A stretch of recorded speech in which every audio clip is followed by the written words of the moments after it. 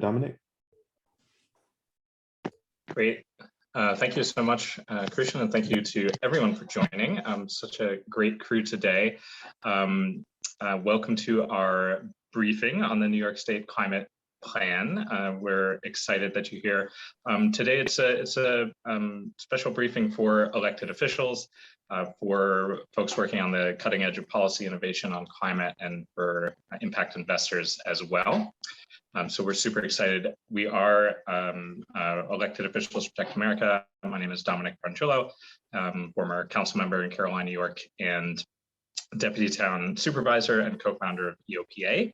And we are co-hosting today's event with Nexus. I'm going to hand it over to Aaron Berger and Brian Kurtz from Nexus to say a few words for us. Thanks, Dominic. I wanted to give a warm welcome to all the Nexus members here. My name is Aaron Berger. I chair the Working Group on Energy Innovation and Environment. We have done some really great partnerships with EOPA in the past, and so are really excited to see what's on deck today. Including, we had a really great elected officials and Nexus luncheon on the outskirts of COP there, and we got a couple other things here in the irons in the fire, and so we're really looking forward to continuing our partnership there. And also a special welcome to all the electeds that are joining us today. Nexus, real quick, is a community, mostly next generation wealth and heritage philanthropists. We range across over 77 countries, totaling to over 7,000 members now, and are looking forward to the return of in-person summits later this year, with our flagship event returning in June. So really excited to welcome all the members back in there. But yeah, anyway, without further ado, looking forward to this update. Thank you, Dominic, or Brian there, and back to you. Wonderful, thanks, Aaron. And it's been a real pleasure to get to work with Nexus folks, and looking forward to deepening the collaboration. So here's our agenda for today. We have just an hour, so we'll make the most of it and pack a lot in for you all. So we'll do a quick introduction about elected officials Protect America for those that aren't familiar with us yet. And then we'll hand it over to our illustrative speakers, who I'll introduce in a minute, to go through the New York State Climate Plan, the background overview of the plan, and specific policy pathways. We'll have a political update on what's the current situation, kind of getting this plan enacted, and then how you can participate as elected officials and as innovators in the public hearing process. And we'll have lots of time for question and answers, so make this very interactive. Great, so a little bit on elected officials to Protect America. For those that don't know, we are a network of current and former elected officials from across the country that are committed to protecting our planet and our people. And we focus on the issues of the climate emergency, land and water protection, and environmental justice. Our purpose for being is to protect our people and planet, and our core principles are, and our beliefs and core principles are that we believe that elected officials are elected to protect the public welfare and be stewards for our communities, for our democracy, for our planet, and that when challenges like the climate emergency arise, that it's our responsibility as elected officials to courageously step up in leadership to address those crises. And lastly, that collective power, that by working together, we have immense power by working together across jurisdictions, levels of government, at every level of public office, to come together as public servants to protect our planet and our people. So in terms of our programs, like I said, focused on climate emergency, EJ issues, and land and water protection. And in terms of our big federal, big, hairy, audacious goal, if you will, is calling for a federal climate emergency plan, with the thought that this is the moment that state and local elected officials in particular need to step up, or all elected officials at every level of office, to protect our nation and our democracy and our communities from the climate emergency. And our big goal is calling for a federal climate emergency plan. We have 16 priority states, including obviously New York, where we were founded as elected officials to protect New York back a decade ago, working on the fracking issue with so many of you. And then lastly, on media and communications, really shifting the narrative on the issues. So in terms of opportunities that you can get involved with us, we do have a public leadership certificate program in partnership with the University of San Francisco, where you can get a university certificate on modules taught by current and former elected officials. We have an elected official fellowship for the climate emergency, where folks who are working on environmental justice and climate emergency issues can get a stipend and staff support to be able to help your organizing beyond your jurisdiction and in your region and in your, obviously in New York, to organize on those issues. We have a national newsletter that goes out to about 25,000 lawmakers across the country, and have staff support to be able to highlight the issues that you're working on locally, whether it be in op-eds or videos, social media support, press releases. We're happy to provide that communication support to you. We have national and state leadership councils. So we have New York State Leadership Council, co-chaired by Bill Reinhardt, and I see multiple members here today. So a huge thanks to all of the members of our leadership council who have been with us for so long and contributed so much to guide our work. We do have send delegations to COP, climate negotiations. So if you're interested, please give us a shout. We'd love to see how we can work together to get you over there. And lastly, we've got some job openings, which we can send around, and follow-up materials as well for any folks that you know that might be interested in working with us on staff. So with no further ado, I would like to introduce our speakers. And our speakers are Peter Arwanowicz. So I'm going to take this off of the slides. Peter Arwanowicz, who is the Executive Director of Environmental Advocates of New York and the former acting commissioner of the Department of Environmental Conservation, DEC, and also headed up the New York Climate Plan, the New York Climate Office. It's been a real pleasure to get to work with Peter throughout the last decade plus, since we met on a plane back from the climate talks. And we also have Ann Reynolds, who's the Executive Director of the ACE New York, Alliance for Clean Energy New York, and she is also a former Deputy Commissioner of DEC, and is on her way back from an offshore wind conference in New Jersey. So she will be chiming in as able as reception holds for her. But with no further ado, I'll hand it over to Peter. The floor is yours.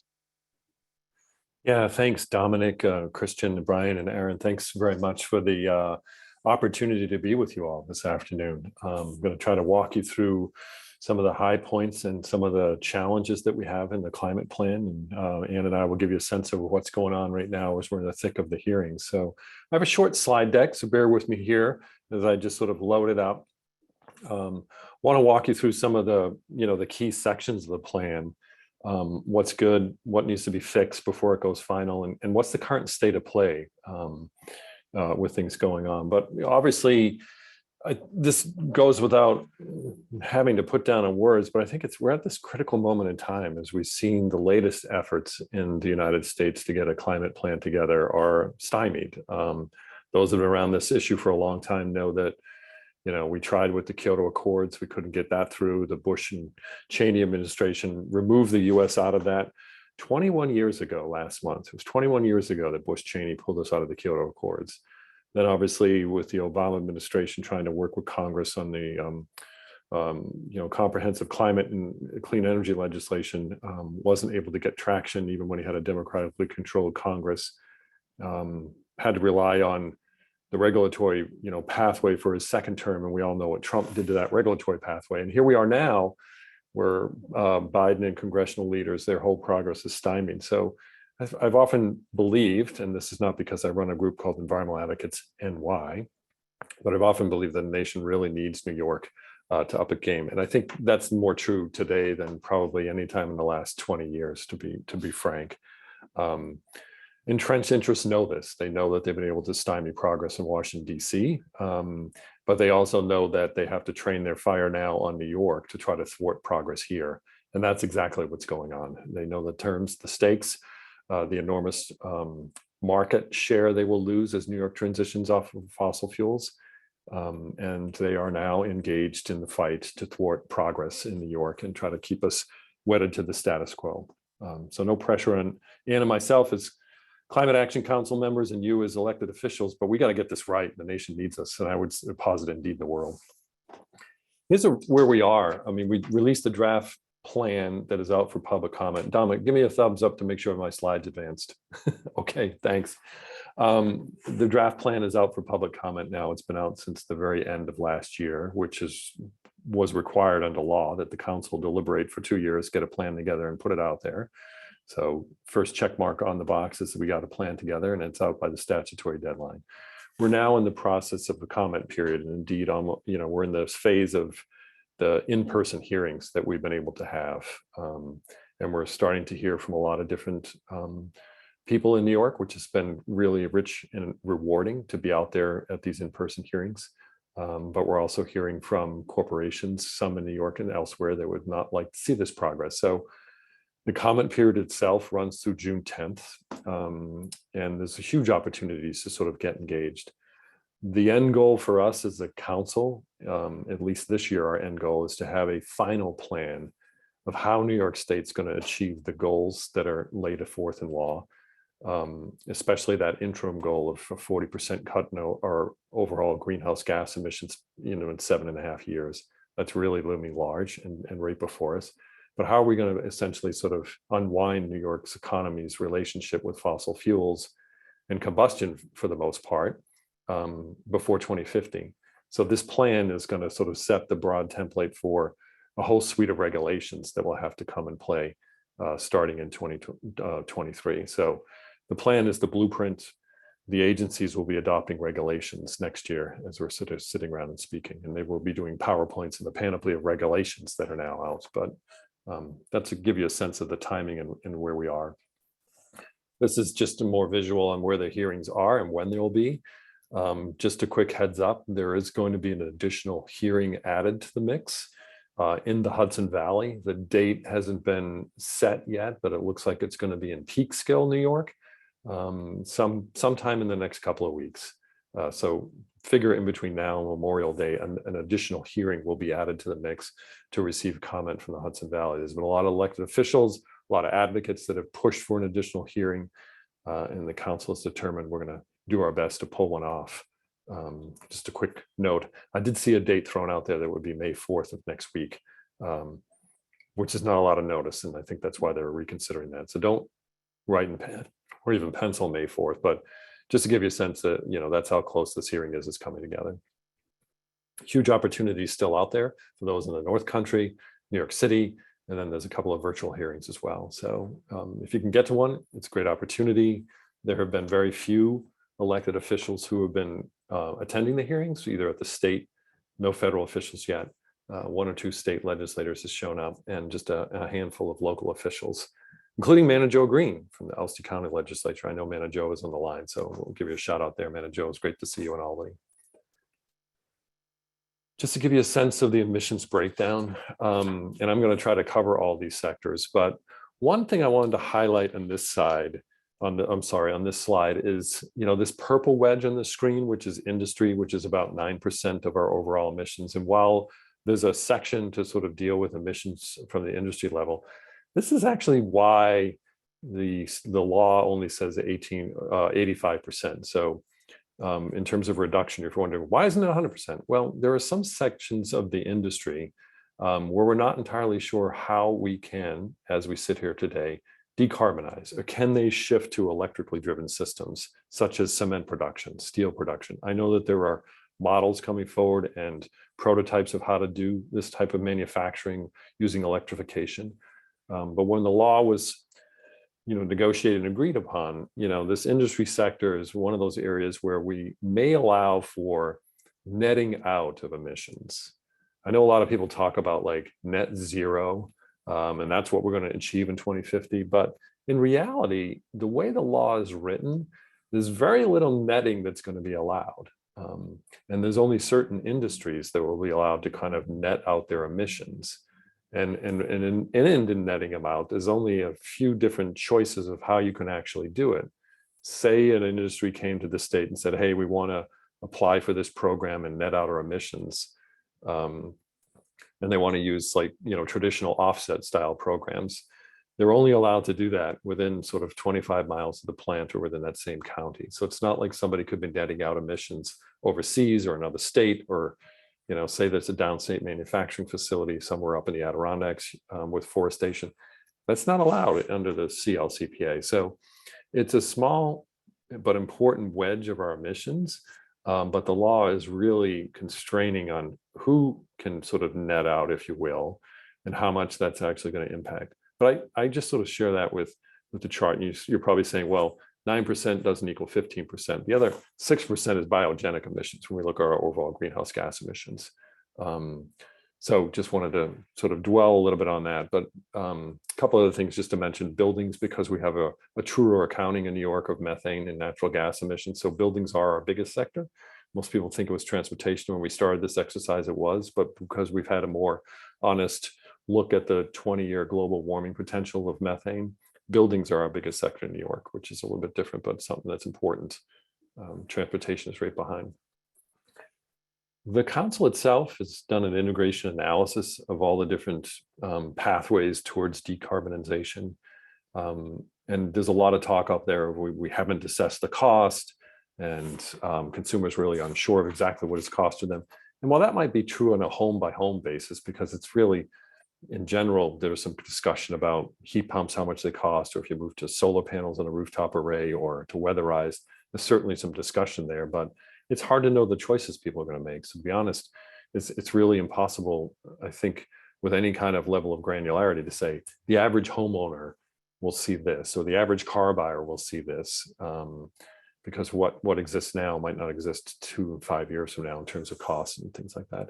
But the overall benefits of the plan vastly outweigh the cost. And that's what this slide kind of walks you through, of different scenarios of, if we moved into the space where we would have a lot of decarbonization directly with some strategic use of low carbon fuels, the benefits are pretty tremendous. If we move into an accelerated transition away from combustion overall, including low carbon fuels like biofuels and other sources, the benefits are even greater. So the real takeaway, I think, is twofold in this slide. The faster we move to full electrification, the greater the benefits that will accrue to New York, the fewer lives that will be lost prematurely, and the fewer people who are going to get sick. And a point that most of our industry opponents that we've seen so far in this space push back on us, they like to kind of walk casually by this sort of thing. But the assessment is, if we fail to act, the cost to New York State will be greater than the cost of acting, to the tune of $90 billion more.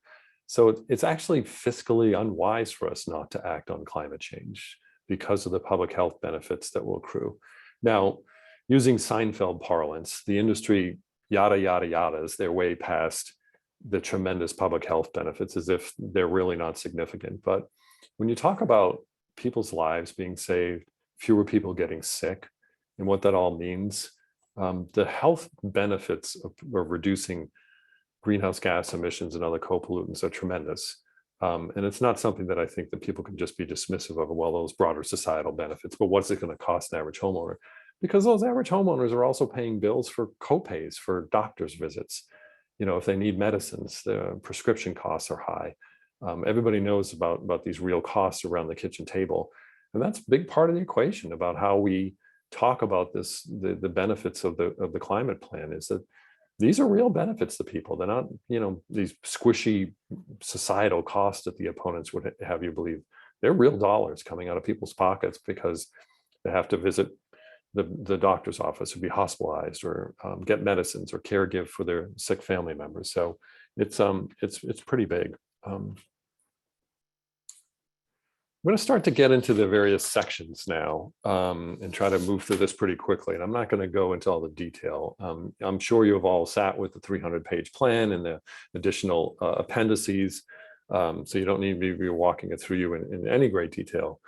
That's a joke, by the way. It's a lot of stuff to read and a lot of stuff to absorb. And I had months of it before it even hit the street. And I'm still reading sections of it over and over again. So on buildings, our largest source of emissions, this has to move off to fully electrified as fast as possible. And there's language in the draft plan specific to residential sector that tries to move all new houses, single family homes, and apartment buildings of 3-story and less. The goal is really to move them off of fossil fuel or any kind of combustion as early as 2024. That's what the analysis coming out of the expert panel advised. Governor Hochul introduced legislation along with her budget that said no later than 2027 we'll have this happen. So we're in that space where we really need to lock down the legislation needed to ensure that we're changing our building codes to essentially mean that we're going to be not allowing any new residential construction to be powered by anything but electricity starting in 2024. So we're fast at work with legislation now to try to get that done in this legislative session so that those who are developing buildings, prospective new homeowners that are going to buy new homes, they all understand sort of where things are moving and why. So we need surety in the marketplace, and that's why we really need to get going sooner rather than later.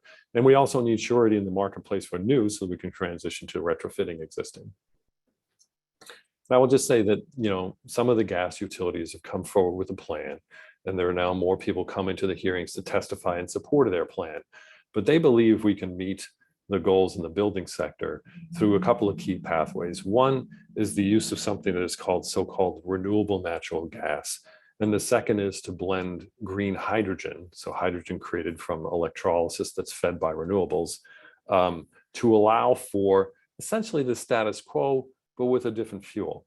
Now, one of the issues with renewable natural gas you need to know, there's not very much of it. Bob Howard from Cornell did a great assessment and presented this to the agricultural panel back in December of 2020. His analysis is on the very best days, and he's not suggesting we should do this, but on the very best days, you're really talking less than 5% of gas demand that could be met with renewable natural gas. And the sources are from the agricultural sector, big animal farms, dairy farms in New York in particular, from wastewater treatment plants that are still using anaerobic digestion, and off of landfills. Those are the source of biogenic, methane emissions, not from fossil gas.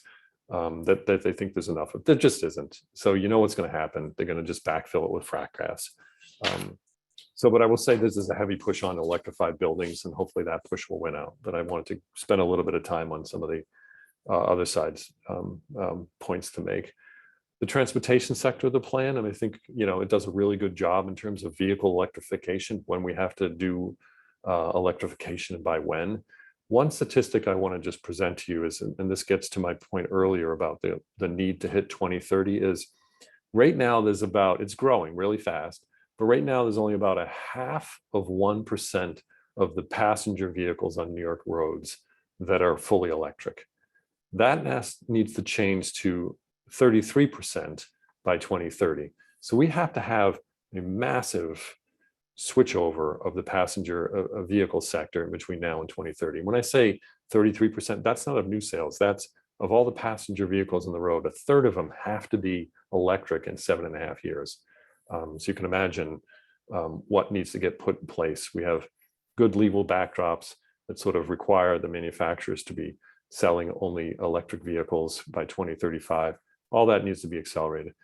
But another thing about the plan is we have to spend more time really understanding how we have to invest in mass transit and build out our transit networks. Right now, I think it's unfortunate, but the plan assumes growth in the vehicle population in New York. I would posit we probably failed that if we have more, if by 2050 we have more vehicles on a road than we have now, we probably have failed to sort of achieve what we need to achieve in the plan. So you're going to see huge amounts of investments being made by the state for publicly available charging.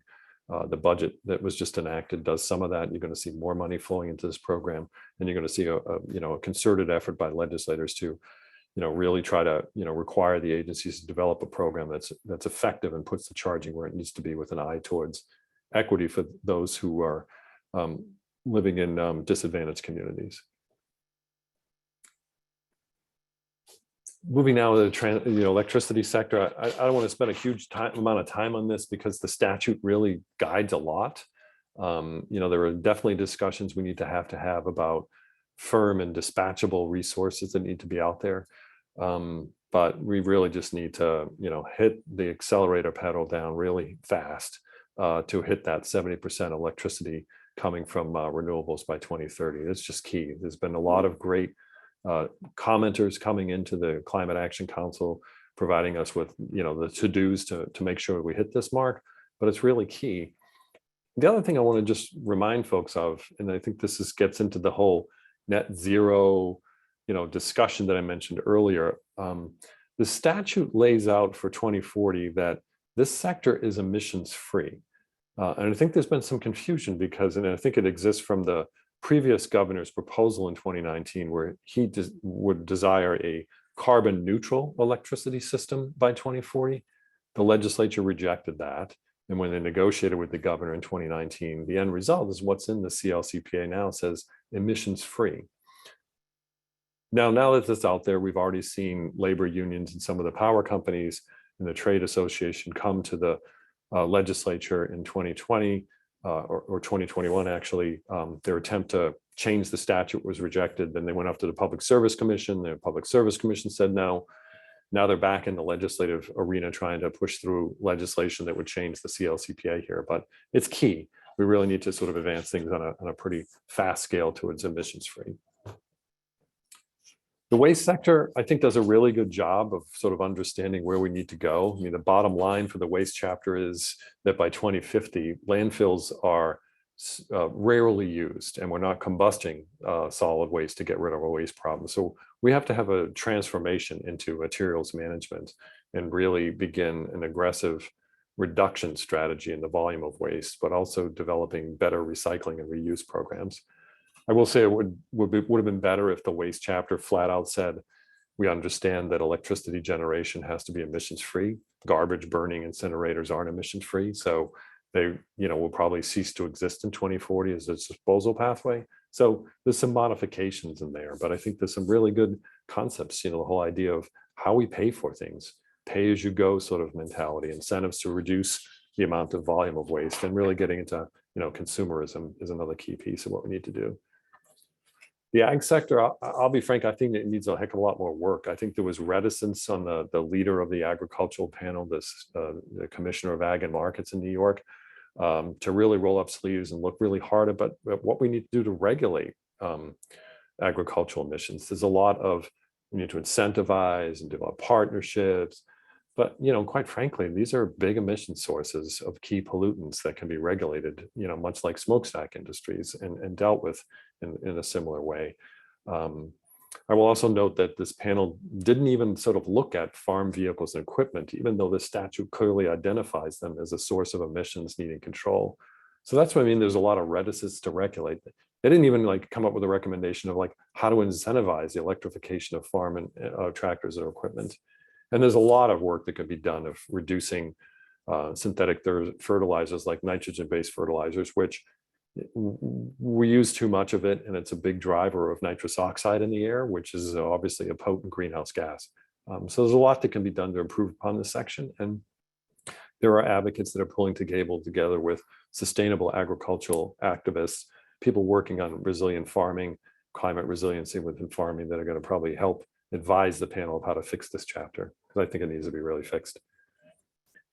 Last but not least, as I sort of wrap up the show here, but those of you who are elected officials at the local level, my deep apologies. I tried like heck to get local officials added to the various panels, including the one called Land Use and Local Government. The previous administration did not really want to have local government leaders sitting at the table helping to develop the plan. But I excerpt one key paragraph from the draft plan. If you've read it, local government's not only an important role, is so key to the success of this law is going to hinge upon how it's implemented locally. Those of you who work at the local understand zoning, land use decisions, development of comprehensive plans like my town, the town of Bethlehem, is working on now. So many of these decisions about how successful we are under the law is going to require, implementation at the local level. And there's really a lot that can be improved on here. So if you're from a local government perspective, please come, share your thoughts, your dreams, things that you need. There's a huge discussion in the local government section about the resources that local governments need to be effective, more staffing, implementation of comprehensive plans. The state should figure out a way to sort of do a timeout on the simple pedestrian thing of like the desire of oil companies and convenience stores to continue building gas stations. I mean, in this day and age, when we're moving toward electrification in the vehicle sector so rapidly, why anybody is allowing a gas station to be built in New York State just confuses the heck out of me. But there's a lot that needs to be done. And primarily, we got to realign budget priorities and start funding a lot of work at the local level so that it will be successful. I really worry about that a lot, to be honest. Let me just sort of wrap up with just, a slide, just as you're looking here. You can find out more information about how to get involved, and specifically with my organization, Environmental Advocates NY. We've got great engagement staff. We've got great resources on the EANY site, eany.org/climate. I've been blogging about my experience going to the hearings, postcards from the road in terms of my Twitter feed, as well as sort of the blog on the page. But it's really been uplifting to be out there. But the more voices, the better.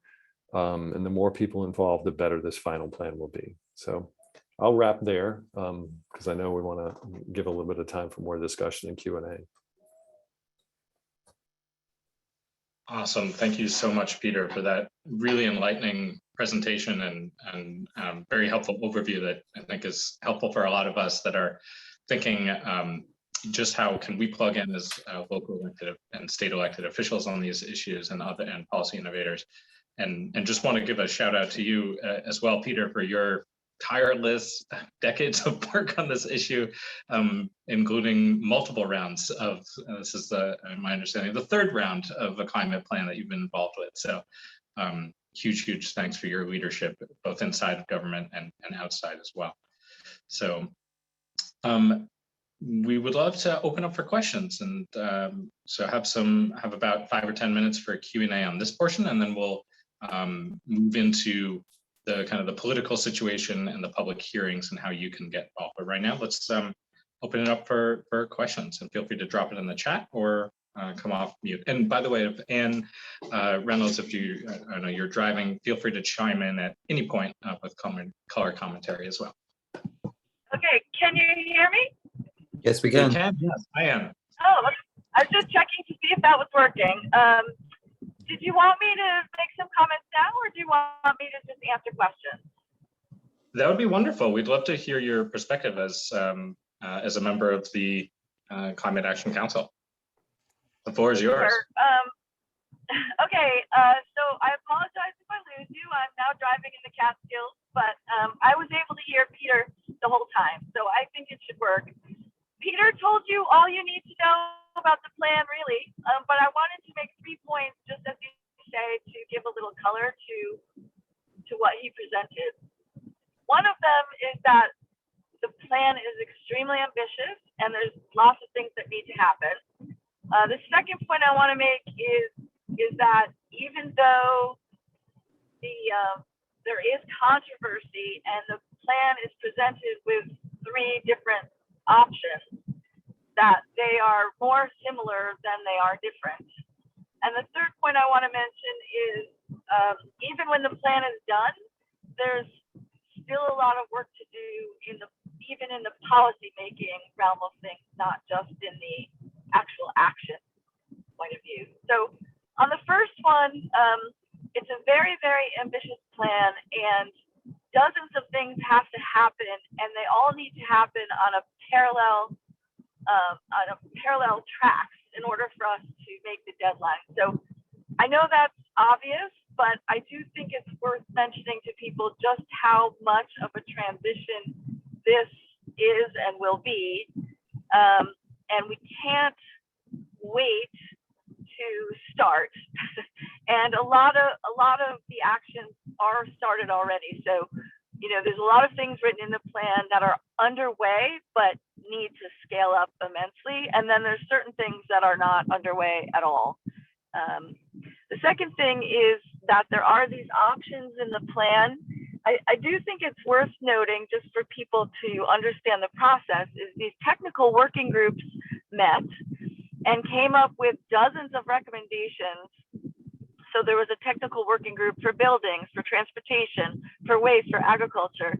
And in the integration analysis that Peter mentioned, they didn't leave anything out. They put all the recommendations into that analysis, and the output from that modeling was that we still did not meet the goals. And I do think that's worth mentioning, because then they had to go back and tweak or speed up some of the measures in order to get to the reduction targets by the timelines in the law.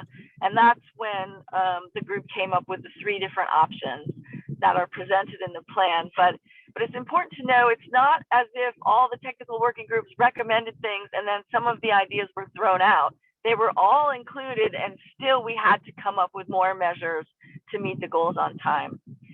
And then the third thing, again, is even when the plan is done, there is a lot of work to be done in policy making, less so in the electricity side, because our efforts to reach 70% renewables and 100% emissions free are underway. We have a long way to go, but I mean, the policies are in place to get there. It's about execution now. In contrast, for the buildings chapter, at least in my view, there's a lot of policy changes that need to happen. I think it's the best example of where we have very ambitious goals, but we don't yet know how we're going to get there. And I think this one is worth mentioning because Governor Hochul put in her executive budget a buildings efficiency and appliance standards measure that included benchmarking of large buildings. It included new standards for a whole suite of appliances and very aggressive building codes, including a phase out of any gas in buildings with a particular deadline for that. That did not survive the budget process, but we still have some hope that that could happen in this legislative session. A similar measure passed the Senate last week.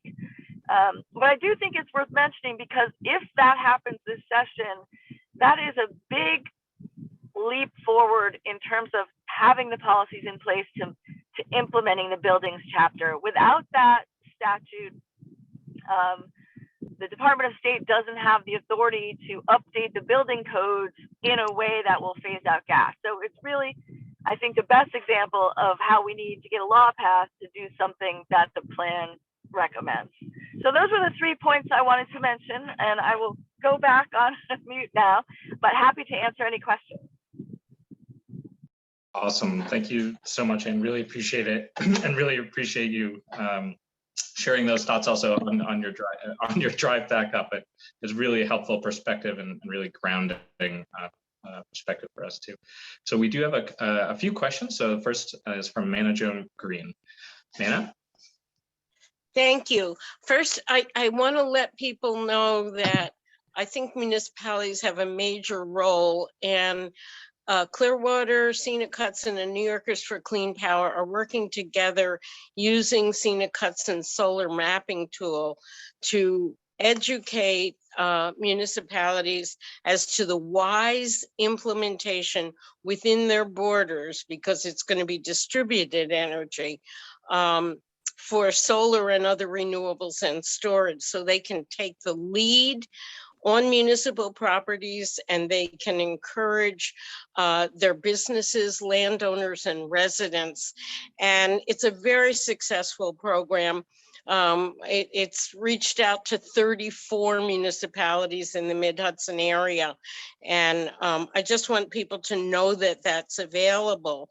And it changes municipalities from being passive recipients of proposals to being proactive developers within their own municipality to get this infrastructure on the ground, because there is a danger that if we do all the wonderful beneficial electrification, but we don't have the renewable energy infrastructure adequately in place, that we could end up burning more fossil fuel.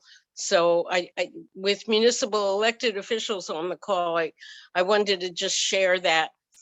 But my question is, and it's the question that comes up the most, is how is all this going to get paid for? So I wanted to hear from Peter and Ann if they had some ideas of, you know, where all the funds are going to come from for this massive transition. Thank you. Yeah, so why don't I start, and Ann, you can chime in. But so the analysis that's laid out in the draft plan says that New York State needs to be spending at least $10 billion annually to achieve the benefits of the climate plan. That's at least $10 billion annually and ramping upwards. So that's the kind of the big number that is needed out there. Now, doesn't have to all be within the state budget. It is, you know, mixture of private investment, public investment, but that's the scale of what's needed. Environmental Advocates is part of a coalition, has worked in a number of years. It's called NY Renews, and we have put together a proposal not only how to raise $15 billion a year, but just as important, how to ensure the proper spending of those resources to ensure that it aligns with the equity and justice frame of the CLCPA. It's sort of like the pay for. The legislation is the Climate Community Investment Act, CCIA for short. It obviously gave legislators a significant amount of heartburn because it's, you know, there's no way around it. It is looked at and will probably be politically viewed as a carbon tax. But eventually, you know, we're going to have to get into that model of polluters pay and to put down a serious amount of resources coming in from fossil fuel combustion, whether it be a tax or a polluter pay fee, or something that sort of expands the concept of what we have in the electricity sector, RGGI, to be economy-wide with different sort of standards, and how we spend those resources is going to be really important. That's my short answer. And I will just say that the council has also decided to convene, you know, sub-panels of council members themselves to begin dialoguing not only on that issue, but also looking at how we decarbonize the gas system, and also looking at some advanced fuels, like I mentioned earlier, renewable natural gas and hydrogen, and what's their role to play, what's the proper use of them. So anyways, just a quick plug for more work that's coming, but that's the answer, man. I mean, we need that volume of spending if we want to reap the economic rewards. It's going to require rejiggering of budget policy priorities. It's going to require sending more money to local governments for this stuff to work well, and providing grants and the abilities for homeowners to do conversions with a heavy emphasis on ensuring that low and moderate income people aren't left behind. And just so you know, Peter, we're putting some ARPA money toward low and moderate energy retrofits very shortly here in Ulster County. Excellent. Hey, I was going to add to Peter's answer, if I might. Okay. Go ahead, Hear Ann. me? Yeah. Yeah, okay. So agree with everything he says, but I do think it's worth drawing a distinction for at least for the three major sectors: electricity, buildings, and transportation. Not to disagree with anything he said, they're all going to take money, and we're going to need money to do it. But in the case of electricity, the state has set up a system to pay to get renewable projects built. It's called the Clean Energy Standard. It's also supporting the upstate nuclear plants, and all New Yorkers are already paying for that on their electric bill as part of the supply charge. And so the contracts that New York is doing for offshore wind, for utility scale solar, for utility scale land-based wind, and the transmission investments are all paid for through electric bills. And so I'm not saying it's going to be painless, but there is that structure in place already. In contrast, for building energy efficiency, there is also a structure, but it's budget limited. It's a certain amount of money. You pay it on your bill, and the utilities invest in efficiency programs, and so does NYSERDA. It's paying for a lot of fantastic building energy efficiency programs, but not yet at the scale that the plan calls for. So in that case, the way to pay is only half in place or less than half in place. And then thirdly, with transportation, I would contrast it. There is no dedicated revenue stream in New York now to pay for this transportation electrification. And we are going to need lots of incentives for people to buy not just electric passenger vehicles, but school buses and taxis and farm equipment, like Peter mentioned. And so that has always struck me as our real weak spot, that there's no dedicated revenue source for transportation, and there needs to be. So I think that's going to be one of the biggest challenges of implementing this plan. Thank you. Great, thank you, Ann. So we will we'll see Albany County legislator Bill Reinhardt and Tompkins County legislator Deborah Dawson. We'll take questions in twos so that we can capture more. So Bill and then Deborah, rapid fire. Okay, my question is kind of what's been talked about most recently. First, I want to reference back to Peter's slide where he stressed the importance of local government.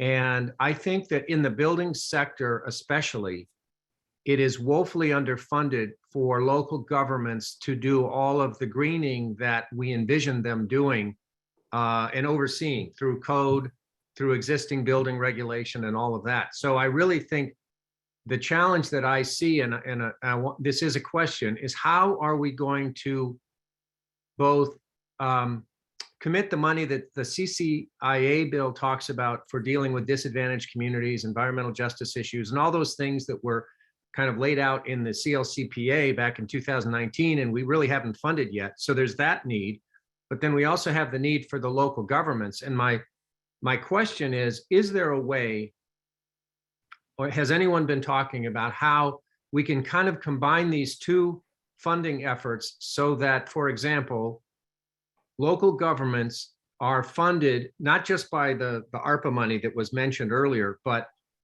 direct funding from the state, perhaps in some form or fashion, that allows them to both implement the building's activities while addressing through that same effort the environmental justice issues of dealing with the affordable housing and the market rate housing in these environmental justice communities, the underserved communities, so that we can basically get the existing buildings and new construction under control and address the social equity issues at the same time. Are there any mechanisms being talked about to do that? All right, so we'll set that in the bike rack. I think you wanted to do Deborah Dawson's question, right? Yes, Legislator Dawson. Thank you. My husband, hang on.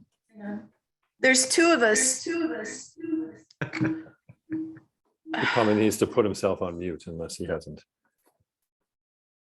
Okay, that's better. Okay, thank you.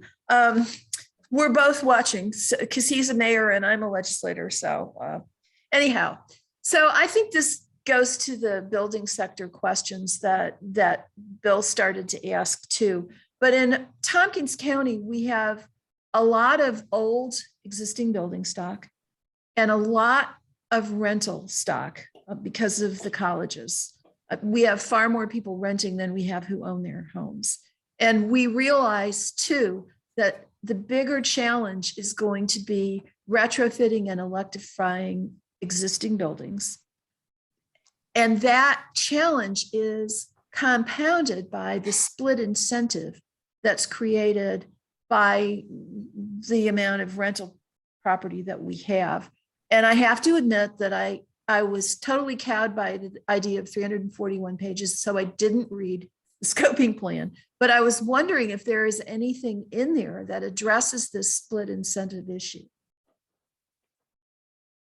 Great. That's both great questions. And I hope Ann chimes in on both of them as well. I mean, to get to Bill Reinhardt's, thanks for your leadership here locally, Bill. It's tremendous. When I say locally, I'm in the Albany area. That's why. So get to your question, Bill, the Climate Community Investment Act did, have a bucket. I don't have the sheet in front of me, but there are discussions within that piece of legislation, and people have given some thought about the transformation that needs to happen in communities and developing community just transition plans to do exactly a lot of what you laid out. So it would be envisioned that the $15 billion annually that we'd be doing to be a tranche of funds that would go into community just transition planning and implementation on housing and a range of different issues. I know that's the short answer, but short of that, there really has not been a robust discussion in the state budget process. I know a lot of us fought to try to get $15 billion into the budget to start funding these tranches of activities. And, as I've said a couple of times, quite frankly, we're going to have to rejig our budget priorities and align the state budget to be heading towards meeting these goals in its entirety, rather than doing some work around the margins. And then continuing to dig the hole deeper in other areas. So I don't know if Ann, you wanted to chime in at all to answer Bill's question, or we can take up Deborah's.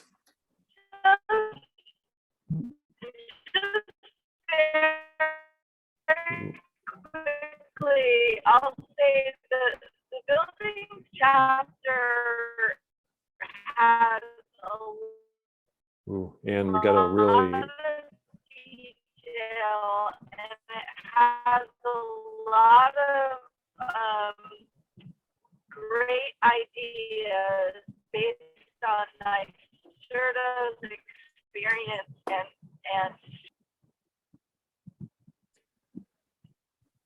I don't know if you can hear us, Ann. A little wobbly connection. Why don't you try again real quick, see if we got you.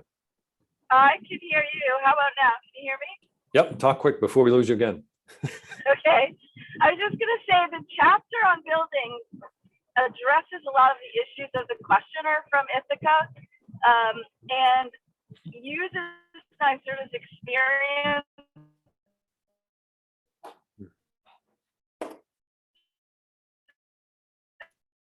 Seem to be experiencing technical difficulties. We will probably have to, and you're putting up, we have to do a, oh, go for it.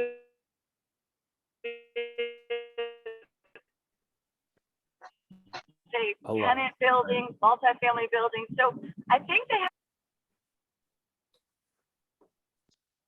All right, we may have to address those questions afterwards. So I think in the interest of time, and apologies for the audio connection, I think in the interest of time, we will move to the last portion, which was how do you get involved with the public hearings? So with that, we'll share my screen here. I can figure out how to do that on how to get involved in the public hearing process.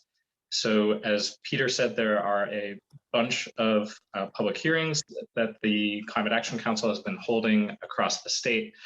These were pulled from the website just before the event here. So the May 4th in Peekskill was listed on the Climate Action Council website. So looks like that's live. So we have May 3rd in Brooklyn, May 4th in Peekskill, the 7th and the 11th are virtual, and then Tupper Lake on the 10th. So you can, anyone can participate. Thanks, Christian, for putting the link in the chat. Anyone can participate in those in person or virtually. And you can also provide written comments, and that is until June 10th. Peter, how important are those comments and our participation in the plan? You mentioned that the gas industry and industry is sending folks kind of pushing their plan. How important is it for state and local elected officials to weigh in? I'd love to see you all there. I've committed to going all of them. So, I mean, take it all with a grain of salt. I think it's critically important to be frank. I mean, as been said, and I've mentioned, and Bill Reinhardt has affirmed, it's really important that we hear from people who are literally on the front lines of implementing not only the climate, and clean energy, programs that are out there and being funded, share those types of stories, love to hear more of the can-do spirit that is across New York State with state and local officials that really understand we can do this, we can innovate, that you have faith and trust in American ingenuity and the American workforce to do this stuff. There's a lot of people out there that want to tell us we can't. I think it's really important that the council hear the perspectives of state and local officials as we move forward. And, you know, I personally am keeping score at all the hearings, is kind of how many people are, you know, for and against, and what are the individual comments. And it's going to help me as a council member of the council deliberate better between now and the end of the year, to really say, this is what we're hearing from people. This is where they want us to go. And these are the stories they've shared, like Mana Joe just sharing her story about what they're doing with ARPA funds. And I believe you commented in Albany about that. I mean, the more we have that reality on the ground, the better the final plan will be. Great. Well, thank you, Peter. Really appreciate that. And we are at time here. So as next steps, we'll send out these slides and the recording to everyone that registered, plus the link of how you can participate. And again, just reiterating Peter's comments, it's really important for local elected and state elected officials that and others that are on this working on climate issues, that care about these issues, that have stories going on locally, that have impacts locally, that have solutions that you can lift up locally. And to a question from Courtney, you know, is New York a home rule state, and can local officials push further than the state mandate? Absolutely. And I think that's really critical to lift up, to say that state and local electeds are on the front lines of this issue and really pushing the state forward, and how important it is for your community and those you represent to for this plan to go through and be as strong and bold as possible, because it truly is, as Peter and Ann said, it's a world-leading plan. It's one of the most ambitious plans in the nation. So with that, really want to thank you for everyone who participated today. If you are interested in some talking points, we're happy to provide those as well. So we'll send those afterwards, and just really want to thank each and every one of you for your public service, for your leadership on these issues, and excited to be in touch and continue to work together. So thank you, everyone.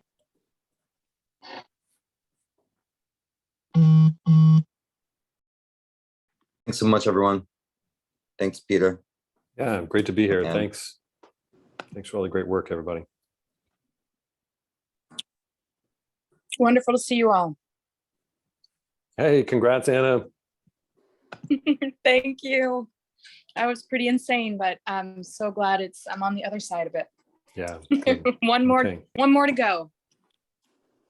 Awesome. I'll see you. Take Bye-bye. care. See you, Ann. Hey, Ann, how's it going?